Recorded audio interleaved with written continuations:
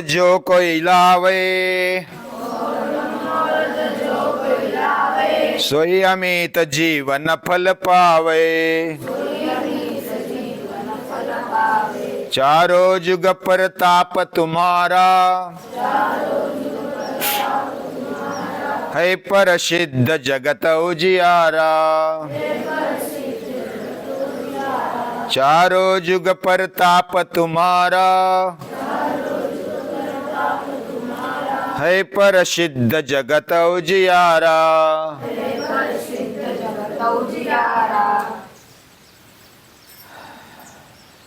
चारों युग में तुम्हारा प्रताप है और प्रसिद्धि भी है। पूरी जगत में जो प्रसिद्धि पूरी दुनिया को उजागर करती है, उजियाला देती है, प्रकाश देती है। प्रताप और प्रसिद्धि, इसमें थोड़ा फर्क है। प्रताप और प्रसिद्धि में क्या फर्क है? प्रसिद्ध वैसे कुप्रसिद्ध भी होता है, सुप्रसिद्ध भी होता है। यानी कुकर्मों से भी प्रसिद्ध हुआ जाता है और सुकर्मों से भी प्रसिद्ध होते हैं। लेकिन प्रताप में थोड़ा फर्क है। जो पराक्रमी है, जो शूर है, वीर है, हिम्मतवान है, वह प्रतापी होता है। उसमें भी रावण भी प्रतापी था, प्रसिद्ध भी था, पूरी दुनिया में प्रसिद्ध था और प्रतापी भी था। लेकिन अपने ऊर्जा को, अपने विचारों को, अपने भावनाओं को दिशा नहीं दे सका, योग्य दिशा नहीं दे सका, वो राक्षस बन गया। राम ने उसको मारा। राम का भी प्रताप है, सुग्रीव का भी प्रताप है, बाली का भी प्रताप है, प्रसिद्ध भी है। आज भी हम उनके नाम लेते हैं। और हनुमान भी प्रतापी है, प्रसिद्ध है। ये तो इधर इस चौपाई में बताया ही है। लेकिन हर प्रताप में, हर प्रसिद्धि में क्या क्या विशेषता है, यह अभ्यास करने जैसा है। रावण के प्रताप में, प्रसिद्धि में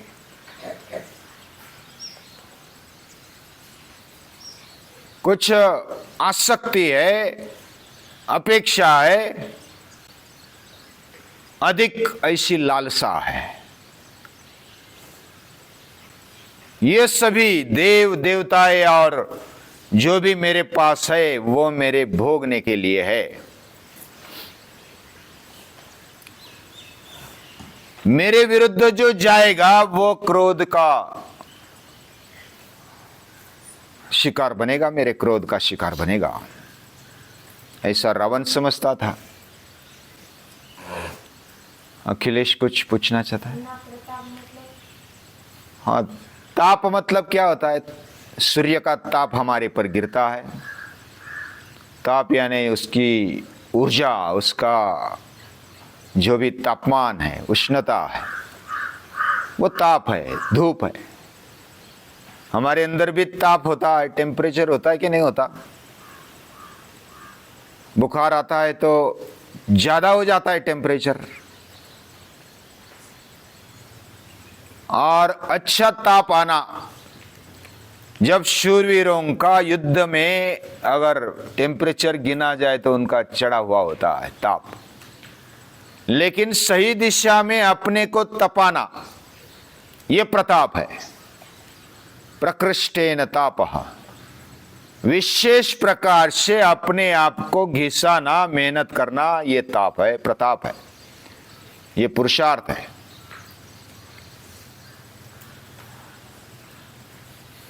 राम के जीवन में देखेंगे और रावण के जीवन में देखेंगे तो रावण ने भी बचपन से प्रताप किए हैं, प्रसिद्ध भी हुआ है। उसने देवों को परास्त करके अपने कब्जे में रखा, इंद्र को भी मेघनाद के द्वारा हरा दिया, नवग्रहों को कब्जे में रखा और कुबेर के साथ चल करके उसके पास से भाई होने पर भी राज्य खींच लिया।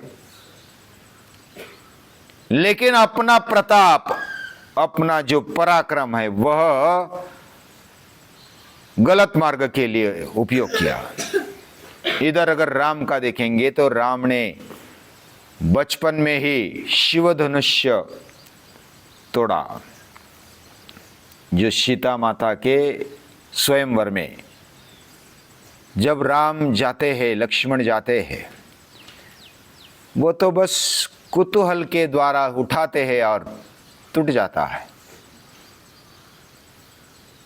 ये पराक्रम है, ये पुरुषार्थ है, प्रताप है। उसके बाद जब विश्वामित्र उनको लेकर जाते हैं, किसके लिए जाते हैं? यज्ञ की रक्षा के लिए जाते हैं, लेकर जाते हैं। और उधर शस्त्रास्त्र विद्या ग्रहण करके ताड़का का, सुबाहु का हनन कर देते हैं। बाद में जब वन में चले आते हैं तो खरदूषण को वो परास्त कर देते हैं, बहुत सारी राक्षसी सेना को मार देते हैं। इधर राम ने रावण को मारा, कुंभकर्ण को मारा। यह प्रताप है। उसके बाद जो भी अश्वमेध यज्ञ किया है वो भी एक प्रताप है। अलग अलग प्रताप, उससे प्रसिद्धि मिल जाती है। और राम में और रावण में क्या फर्क है? रावण ने भी प्रताप किया है, प्रसिद्ध हुए हैं, राम ने भी प्रताप किया है, प्रसिद्ध हुए हैं। लेकिन दोनों के विजय में, दोनों के जय में क्या फर्क है? कुछ फर्क है?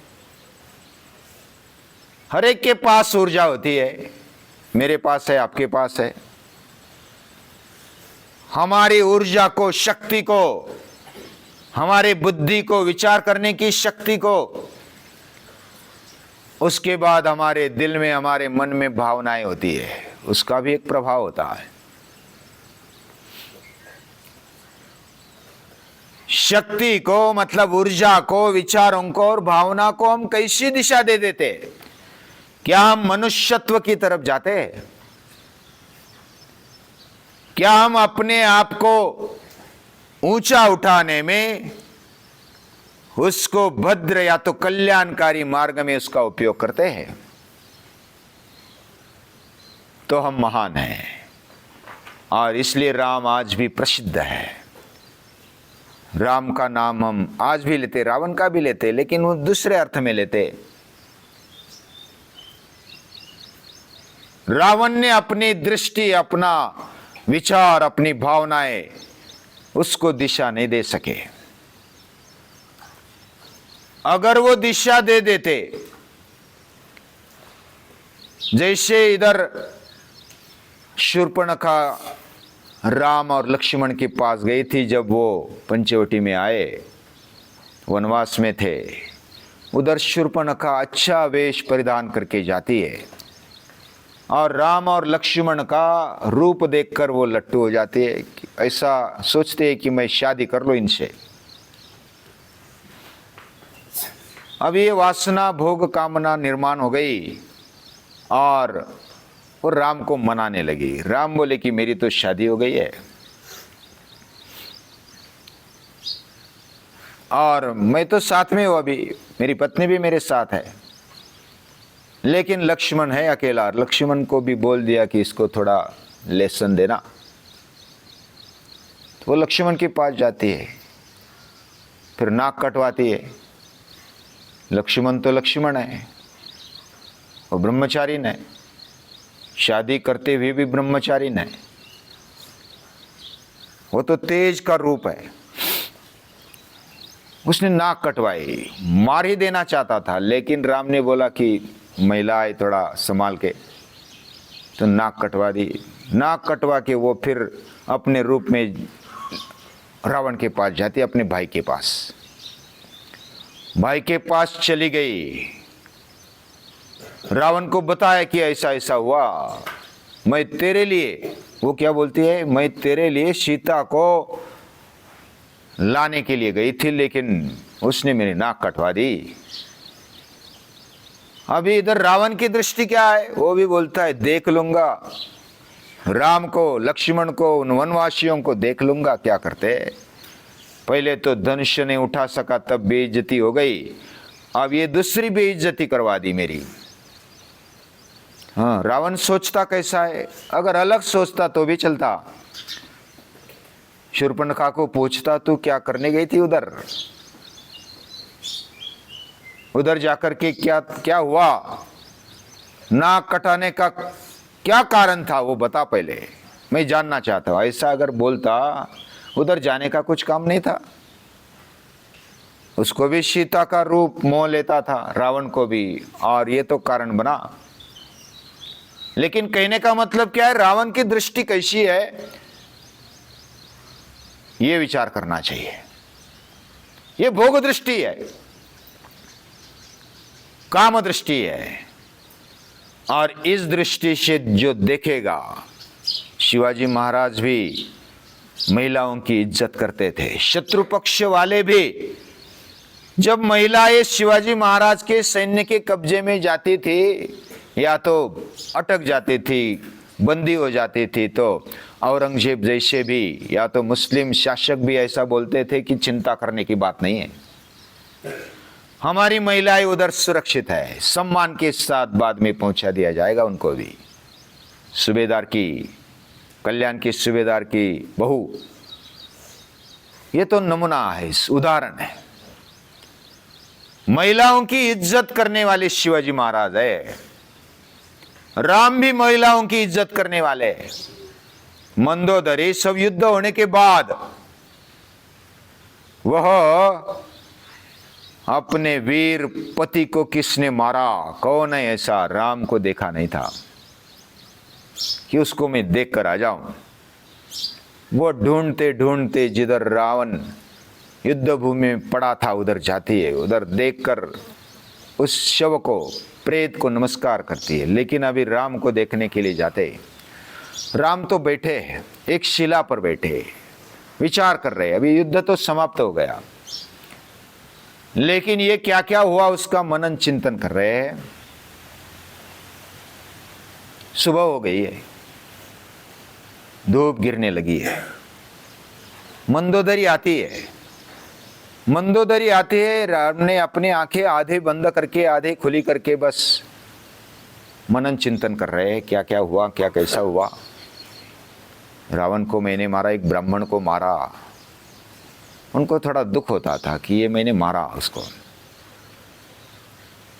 मंदोदरी जब आ गई तब वो फटाक से उठ खड़े हो गए, उन्होंने देखा भी नहीं था, पीछे से आ गई थी और सामने उसकी छाया आ गई थी। सूर्य प्रकाश के कारण, छाया मालूम है ना, उसका सूर्य की जो किरण आती है उसके बाद छाया पड़ती है, तो वो छाया दिख दिया और वो तुरंत खड़े हो गए, दूर हो गए, नमस्कार किया झुककर, आप कौन है। तो मंदोदरी ने जाना कि मैंने समझ लिया, रावण को जो मारा सही मारा, मैं राम के बारे में जो सोचती थी उससे भी ऊपर राम है। बिना बताए रावण का दोष और राम का गुण उसके समझ में आ गया। वो पतिव्रता थी। मंदोदरी क्या बोलती है, राम ने पूछा आपने मुझे कैसे जाना कि मैं राम हूं, और मंदोदरी बताती है कि रावण ऐसा है कि जो परस्त्री को देखकर लालायित होता है उसके पास चला जाता है, मेरे जैसी पत्नी होकर के भी उसने सीता माता का हरण किया। मंदोदरी बहुत सुंदर थी, बहुत सर्वगुण संपन्न थी। मेरे होते हुए भी उसका जाना ये उसकी नीचता दिखाता है। और आपने तो मेरी छाया देखकर बस उठ खड़े हो गए, नतमस्तक हो गए। इतना फर्क है राम और रावण में। यह प्रताप है। अपने विचारों को, अपनी भावनाओं को, अपनी ऊर्जा को कैसे दिशा देते राम, यह समझने जैसी बात है। हम अपने ऊर्जा को, भावनाओं को, विचारों को कैसी दिशा दे देते हैं, यह हमारा प्रताप होगा। इसके लिए क्या करना होगा? इसके लिए हमें कुछ ऐसा कार्य चाहिए, कर्मकांड चाहिए, कुछ ऐसा यंत्र चाहिए। हनुमान हमें यंत्र दे देते हैं, कुछ कर्म दे देते हैं। आप शारीरिक मेहनत कर लो, बलदंड बन जाओ। ऊर्जा होनी चाहिए, सज्जनों के पास भी ऊर्जा होनी चाहिए, सद्विचार होनी चाहिए। उसके साथ साथ केवल बल होने से काम नहीं चलता, योग्य विचार होने चाहिए। हमारा बल दूसरे कार्य में न चला जाए, हमारी शक्ति किधर भी उपयोग न हो ही जाए। वो विचार पूर्वक उसका उपयोग करना है। ऊर्जा का, हमारे बुद्धि का, बुद्धि से ही बुद्धि का उपयोग करना है, और हमारे भावनाओं का भी। राम ने अपने विचारों को, भावनाओं को और ऊर्जा को सही दिशा दे दी, संयमित रखा। जिधर चाहिए उधर ही उपयोग किया, जिधर नहीं चाहिए उधर उपयोग नहीं किया है। हमारे पास ऊर्जा है, बल है, विचार है, ऊंचे विचार है, भावनाएं हैं, लेकिन मैं जैसा चाहूंगा वैसे ही वो उपयोग में होंगे, आएंगे। तो इस प्रकार हम पर पूरा कंट्रोल यह हनुमान के यंत्र से हमें मिलता है। यंत्र यानी क्या है? हमें कुछ ऐसा दिनक्रम तय करना चाहिए,